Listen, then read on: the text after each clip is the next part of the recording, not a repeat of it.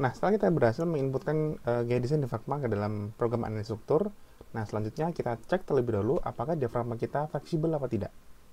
Karena defaultnya kan kita sudah memodelkan diafragma kita menjadi semi rigid karena ada ketidakberaturan horizontal pada daerah perancangan gedung kita gitu ya.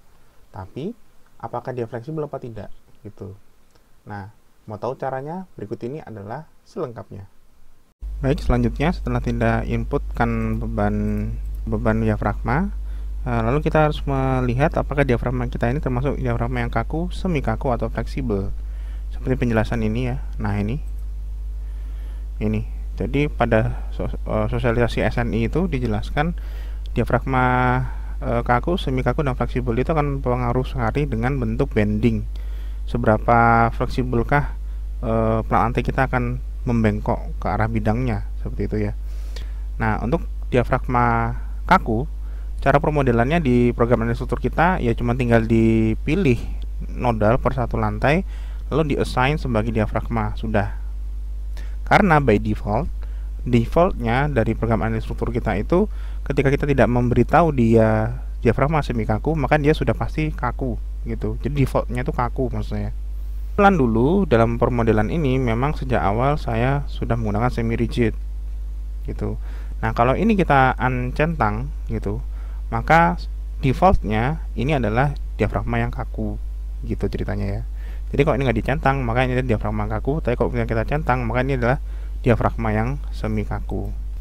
Jadi diafragma kaku itu hanya jika nilai S dibagi D itu kurang dari 3 atau kurang pada struktur tanpa ketidakberaturan horizontal. Jadi dua syaratnya, S per D nya kurang dari 3 dan pada struktur yang tidak memiliki keberaturan horizontal.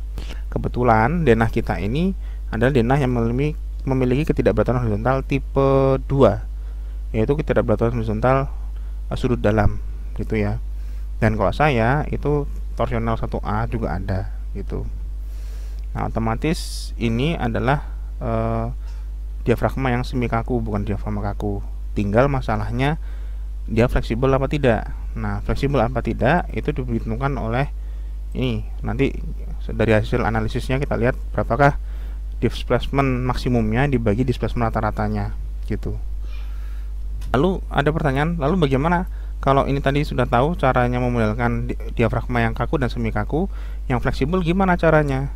Yang fleksibel caranya adalah seperti ini. Ini dia contohnya bagaimana cara memsimulasikan diafragma yang fleksibel. Itu dengan memberikan inersia penampang retak dari plat lantai sampai 0,2 gitu. Itu caranya. Nah, sampai 0,2. Padahal kalau dari SNI itu bilang inersia penampang retak dari slab atau plat lantai itu 0,25 minimum, maksimumnya 0,5 gitu. Nah, berarti nanti menurut saya sih caranya kita ngecek kan jelas ini semi rigid ya. Ini semi rigid. Apakah ini fleksibel? Maka inersianya kita jadikan 0,25 dulu sesuai SNI dulu aja. Kalau di sini kan memang sengaja dibikin ekstrim 0,2 karena memang dia fleksibel ya.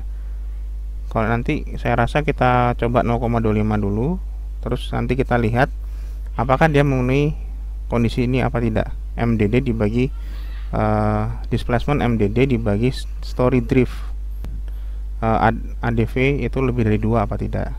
Nah, ini penjelasannya di sini. Nah, ini dia. Jadi nanti kebayang ya, setelah kita masukkan inersia penampang retak 0,25 terus nanti kita running. Nah, displacement nanti kita lihat yang ADV itu adalah displacement rata-rata dari ujung-ujung, itu diambil rata-ratanya berapa. Kemudian dari antara ujung ke ujung itu kita lihat yang maksimum di titik sebelah mana, di titik yang paling maksimum itu berapa gitu ya. Kalau ini dilihat ini berarti ya kebayang saya nanti. Oke, begitu. Sekarang bagaimana cara memasukkan inersia penampang retak dari slab 0,25 gitu.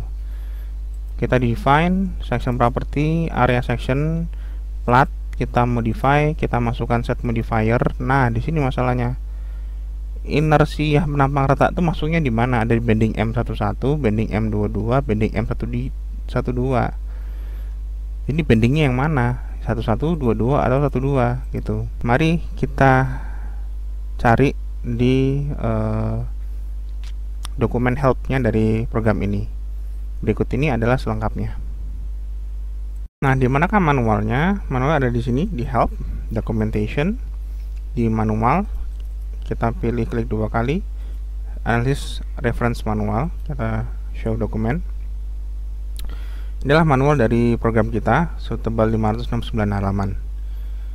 Sudah saya cari, ketemu untuk shell element itu berada di sini. Nah, ini dia. Ini adalah penjelasan tentang sumbu lokal dan gaya-gaya yang bekerja pada shell element gitu ya. Ada gaya normal. Gaya normal itu yang tegak lurus bidangnya. Ada F11, F22, itulah gaya yang ke arah sumbu lokal 1 atau sumbu lokal X, dan F22 adalah gaya yang ke arah sumbu lokal 2 atau sumbu lokal Y. F12 itu adalah gaya geser yang bekerja. Nah, selain gaya geser dan gaya normal, terdapat gaya bending moment. Bending moment 11, moment 22, dan moment 12 gitu. Nah, tadi kita kan bingung mau modifiernya. Modifier yang mana? Apakah ke bending M11, bending M22, atau bending M12? Kan gitu kan tadi ya. Yang mana? Nah, setelah saya baca, maka saya baru paham ternyata momen 11, momen 22, dan momen 12 itu bentuknya seperti ini. Jadi ini kalau misalkan saya gambarkan untuk menggambarkan lebih jelas gini ya. Misalkan saya gambar seperti ini. Kita gambar 3 dimensi kayak gini. Gini. Ini sumbu satunya yang ini ya. Ini sumbu 1 alias sumbu X lokal. Ini sumbu 2 alias sumbu Y lokal. Dan ini sumbu 3.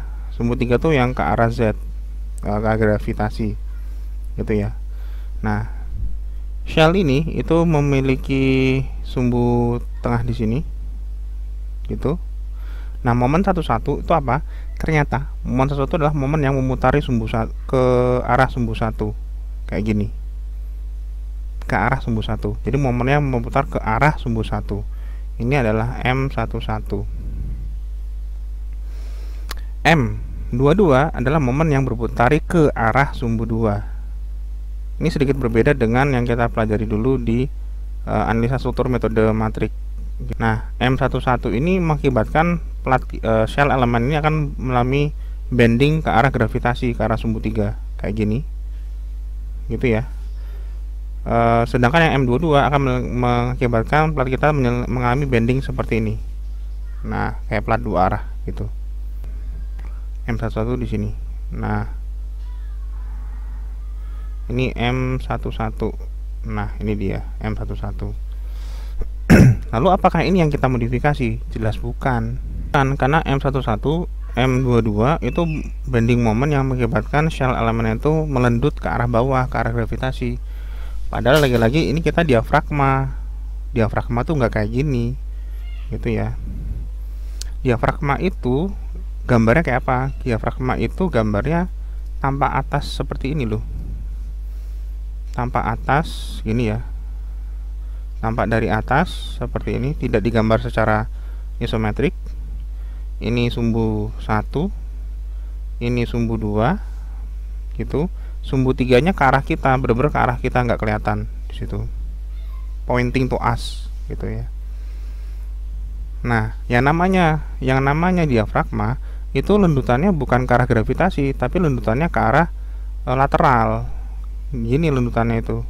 Makanya namanya bukan lendutan. Apa namanya ya? Deformasi. Karena lendutan tuh identik dengan ke arah gravitasi kalau melendut itu. Seperti ini gitu. Atau bisa jadi kalau ini ada diafragma juga gitu.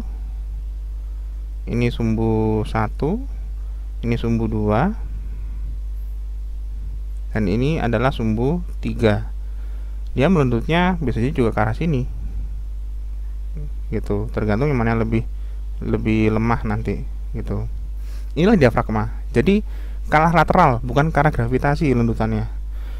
Nah, ketika sebuah diafragma melendut berdefleksi ke arah lateral, maka kita tahu ini mirip seperti balok toh. Yang daerah sini itu yang daerah tekan. Ini daerah tekan kan, karena dia memendek kan, ini kelihatan memendek gitu. Sedangkan di sini adalah daerah tarik. Pada yang ini, yang sebelah kiri adalah daerah tekan, yang sebelah kanan adalah daerah tarik. Gini.